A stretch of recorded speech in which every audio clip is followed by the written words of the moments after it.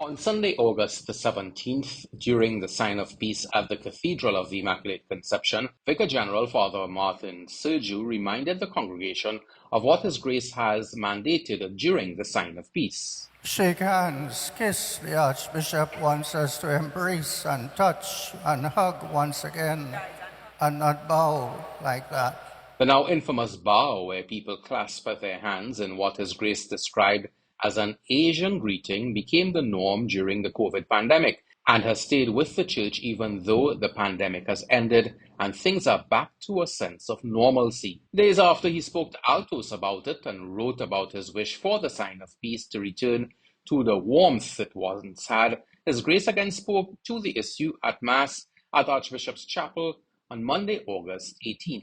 And I want us to go to a Catholic Trinity Sign of Peace, because the Sign of Peace is not just a human affair of grabbing, hugging, and kissing. It's actually giving the peace of Christ to the other person. So there's actually a sacramental or spiritual dimension to the Sign of Peace. So it's done with great reverence, but it's done with all the Trinity warmth that we are accustomed to at the same time.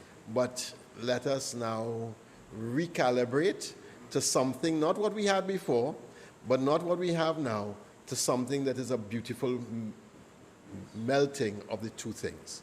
While in some communities it may take a while to get back to the hugs and kisses during the Sign of Peace, not so here at the St. Dominic's RC Church in Pinal, where these ladies held hands during the Lord's Prayer. It was the same at the St. Francis of Assisi Church in Sangre Grande.